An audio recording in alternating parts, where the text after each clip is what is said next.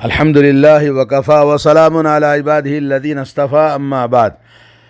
انسان کی تخلیق کا مقصد اللہ عز و جل کی عبادت ہے اور اللہ کی توحید کو اپنی زندگی میں نافذ کرنا ہے، اور جو شخص اللہ عز و جل کی توحید کو دنیا میں اپنی زندگی میں نافذ کرتا ہے، ایمان اور عقیدہ، عمل صالح اور اللہ وحدہ لا شریک اپنی زندگی میں وہی ایک معبود برحق مانتا ہے اور اسی سے اپنا تعلق رکھتا ہے اور اسی کی وہ عبادت کرتا ہے، اسی کی وہ استعانت طلب کرتا ہے، تو یہی توحید ہے۔ اللہ تعالیٰ نے فرمایا وَمَنْ أَحْسَنُ دِينًا مِّمَّنْ أَسْلَمَ وَجْهَهُ لِلَّهِ وَهُوَ مُحْسِنٌ وَاتَّبَعَ مِلَّةَ إِبْرَاهِيمَ حَنِيفًا۔ دین میں اس آدمی سے اچھا کون ہو سکتا ہے جس نے اپنے آپ کو پوری طرح سے اللہ عز و جل کی طرف متوجہ ہوا، سلنڈر کیا، اللہ کے حوالے کر دیا، اور وہ پھر احسان کرنے والا، یعنی اللہ کی توحید کو، عمل صالح کو اختیار کرنے والا اور ملت ابراہیم کی اتباع کرنے والا ہو جائے، جو کہ ملت ابراہیمی کیا ہے؟ ملت ابراہیم حنیفہ، حنیفہ کے معنی خالص، اخلاص، پورے اخلاص کے ساتھ میں، تو وہ توحید کو اپنی زندگی میں، اپنے آپ میں، اور جیسے کہ اللہ نے فرمایا وَمَن يُسْلِمْ وَجْهَهُ إِلَى اللَّهِ وَهُوَ مُحْسِنٌ فَقَدِ اسْتَمْسَكَ بِالْعُرْوَةِ الْوُثْقَىٰ وَإِلَى اللَّهِ عَاقِبَةُ الْأُمُورِ۔ سورہ لقمان آیت نمبر 22۔ اس آدمی سے بڑھ کر کون ہو سکتا ہے جو اپنے آپ کو اللہ عز و جل کے حوالے کرتا ہے، وَهُوَ مُحْسِنٌ، اس حال میں کہ وہ احسان کرنے والا ہے۔ احسان کیا ہے؟ توحید، اللہ تعالیٰ کی توحید پر پوری طرح سے عمل کرنے والا ہے اور عمل صالح کرنے والا ہے، تو گویا اللہ تعالیٰ کے دین کے کڑے کو مضبوطی کے ساتھ پکڑنے والا ہوگا اور اللہ ہی کی طرف تمام امور کا، تمام چیزوں کا انجام اللہ ہی کی طرف پلٹ کر جانے والا ہے۔ تو دین کے اندر ایک مسلمان یہ کوشش کرے کہ اپنی زندگی میں توحید کی فکر کرے، کیونکہ اس کائنات کا پورا نظام اللہ تعالیٰ نے توحید سے مربوط کیا ہوا ہے۔ جو انسان جتنا توحید میں پکا ہوگا، توحید کو نافذ کرے گا،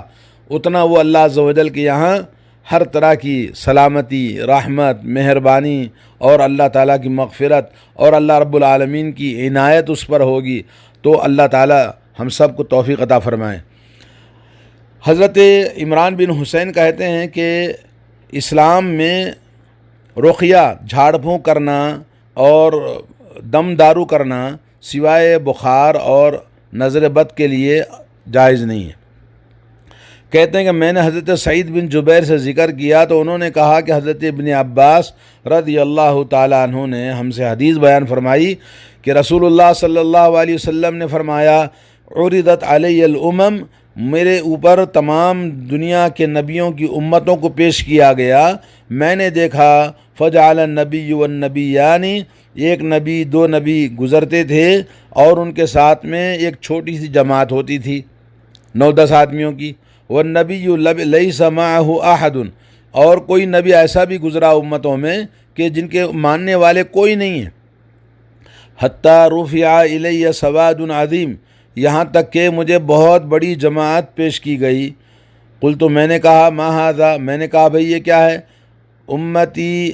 ھذہ، کیا میری امت ہے؟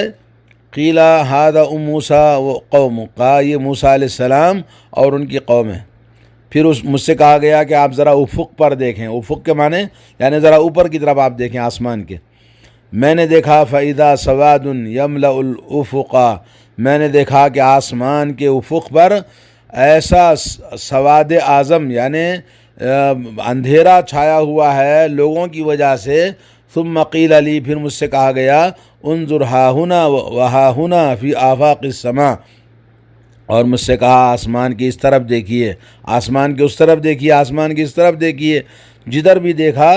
سب کے سب آسمان پر فَإِذَا سَوَادٌ قَدْ مَلَأَ الْأُفُقَ، آسمان کے ہر طرف لوگوں سے پورا افق بھرا ہوا ہے، پورا کالا ہو چکا ہے۔ قیل ھذہ امتک، کہا گیا کہ یہ آپ کی امت ہے۔ وَيَدْخُلُ الْجَنَّةَ مِنْ هَؤُلَاءِ 70 أَلْفًا، ان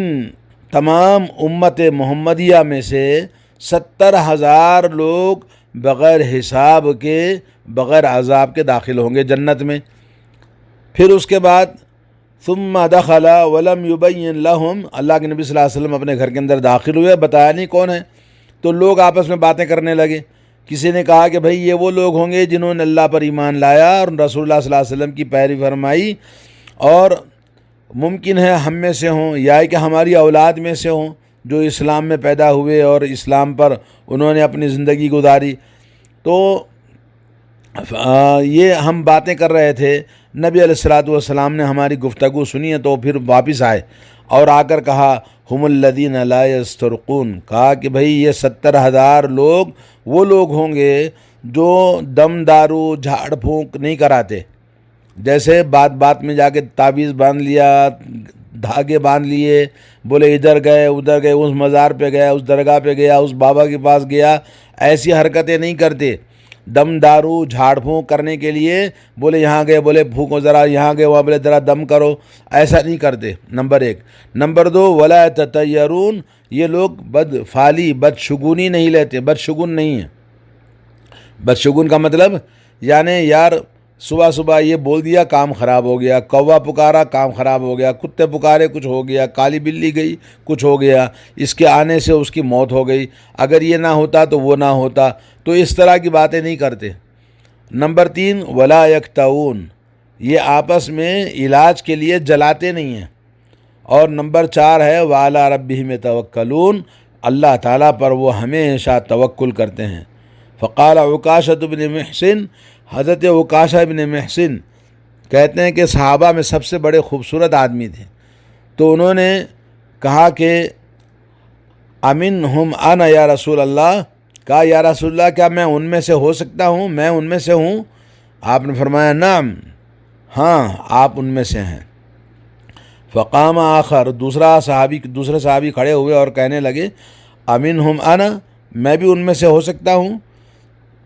اللہ کے نبی نے فرمایا صلی اللہ علیہ وسلم سبقک عکاشۃ، عکاشہ کا ہو چکا، اب دروازہ بند۔ یہ حدیث صحیح بخاری صحیح مسلم کے اندر ہے۔ تو اس حدیث سے کیا معلوم ہوا کہ توحید 100% یعنی 100% توحید میں 100% ان کا عقیدہ توحید ایمان میں مکمل ہو، اس کے ساتھ میں پھر ان کے اندر یہ جھاڑ پھونک کرنا، دم دارو کرنا، پھر تعویذ گنڈا کرنا، اور اسی طرح بدشگونی لینا، ان کے اندر وہم شک و شبہ، یا یہ کہ علاج کے لیے جلانا، اس طرح کی حرکتیں نہیں کرتے، بلکہ اپنی ساری زندگی اللہ پر توکل کرتے ہیں۔ وعلی اللہ فلیتوکل المتوکلون، اللہ پہ توکل کرنے والے اللہ پر توکل کریں۔ اور ایک اور حدیث میں ہے اللہ کے نبی صلی اللہ علیہ وسلم سے عبداللہ بن عبد الرحمن ابن ابزہ اپنے باپ سے روایت کرتے ہیں، کہا کہ رسول اللہ صلی اللہ علیہ وسلم جب صبح ہوتی تو آپ یہ دعا پڑھتے، آپ بھی دعا یاد کر لیں، اصبحنا علی فطرت الاسلام وکلمۃ الاخلاص ودین نبینا محمد صلی اللہ علیہ وسلم وملت ابینا ابراہیم حنیفا مسلما وما کان من المشرکین۔ یہ دعا پڑھنا ہے، اصبحنا علی فطرت الاسلام، اے اللہ ہم نے صبح فرمائی ہے اسلام کی فطرت پر، وکلمۃ الاخلاص، اور اخلاص کے ساتھ میں کلمہ اخلاص پر یعنی توحید پر ہم نے صبح کی ہے، وہ دین نبینا محمد صلی اللہ علیہ وسلم، اور محمد صلی اللہ علیہ وسلم کے دین پر ہم نے صبح فرمائی ہے، اور اللہ تعالیٰ ہم نے ملت ابراہیم علیہ الصلوۃ والسلام جو کہ حنیف مسلمہ مخلص اور خالص مسلمان، ان کے دین پر صبح کی ہے، وما انا من المشرکین، اے اللہ میں مشرک نہیں ہوں۔ یہ دعا جو شخص پڑھے گا تو اس کے لیے عظیم اجر و ثواب ہے، اور اس دعا کو پڑھنا چاہیے۔ اور اسی طرح سے حضرت ابن عباس رضی اللہ تعالیٰ عنہ فرماتے ہیں کہ میں نبی علیہ الصلوۃ والسلام کے پیچھے سواری پر موجود تھا، آپ نے مجھے پکارا یا غلام، اے لڑکے، انی اعلمک کلمات، کہا کہ میں تجھے کچھ باتیں سکھاتا ہوں، اور اس کے بعد فرمایا اللہ کی حفاظت کرو، اللہ تمہاری حفاظت کرے گا، احفظ اللہ تجدہ تجاہک، اللہ کی حفاظت کرو اللہ تمہاری حفاظت کرے گا، اور اللہ کی حفاظت کرو اللہ تعالیٰ کو تم اپنے سامنے پاؤ گے۔ اللہ کی حفاظت کرنے کا مطلب اللہ عز و جل نے جن چیزوں کو پسند کرتا ہے اسی کے مطابق اپنی زندگی کو ڈھالنا ہے، اس کے احکام کو پورا بجا لانا ہے، اس کے منع کردہ چیزوں سے پوری طرح سے باز آنا ہے، اور ہر وہ چیز جو اللہ تعالیٰ چاہتا ہے اس کو کر گزرنا ہے۔ اور وَإِذَا سَأَلْتَ فَاسْأَلِ اللَّهِ، فرمایا کہ جب مانگنا ہے تو صرف اللہ ہی سے مانگنا، کسی اور کے سامنے ہاتھ نہیں پھیلانا۔ وَإِذَا اسْتَعَنْتَ فَاسْتَعِنْ بِاللَّهِ، اور جب زندگی میں مدد کی ضرورت پڑے تو مدد صرف إِيَّاكَ نَعْبُدُ وَإِيَّاكَ نَسْتَعِينُ، تیری ہی ہم عبادت کرتے ہیں، تجھی سے مدد مانگتے ہیں، تو مدد مانگنی ہے تو صرف اللہ سے مدد مانگو۔ ایک اور حدیث میں آتا ہے اگر جوتے کا تسمہ بھی ٹوٹ جائے تو اگر اس کو مانگنا ہے تو اللہ سے مانگو۔ وَاعْلَمْ ان الامت لو اجتمعت علی ان ينفعوک،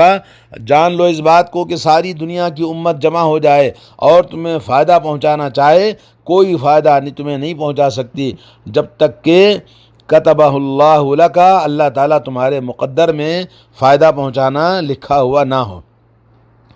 اور وَلَوْ اجْتَمَعُوا عَلَىٰ أَن يَضُرُّوكَ بِشَيْءٍ، اگر ساری کائنات جمع ہو جائے کہ تمہیں نقصان پہنچائے، نقصان تمہیں ہرگز نہیں پہنچا سکتی مگر اتنا ہی جتنا کہ اللہ نے تمہارے مقدر میں تمہیں نقصان پہنچانا لکھا ہوا ہے۔ رفعت الاقلام، قلم اٹھائے جا چکے ہیں، وجفت الصحف، اور صحیفے سوکھ چکے ہیں، یعنی جو لکھا تھا مقدر کا وہ سوکھ چکا ہے۔ اس حدیث میں، یہ حدیث ترمذی کے اندر موجود ہے، حدیث حسن اور صحیح ہے، اور اس عظیم حدیث کے اندر کیا عظیم باتیں اللہ نے بتائی ہیں کہ بھائی اللہ تعالیٰ کی حفاظت کرو۔ اللہ کی حفاظت کیا کرنا ہے؟ اللہ عز و جل نے دین اسلام توحید کو ہمارے اوپر نازل فرمایا ہے، قرآن مجید اور رسول اللہ صلی اللہ علیہ وسلم کی اتباع۔ اس کائنات میں اللہ وحدہ لا شریک اکیلا ہر قسم کی عبادت کا مستحق ہے، اور اسی کی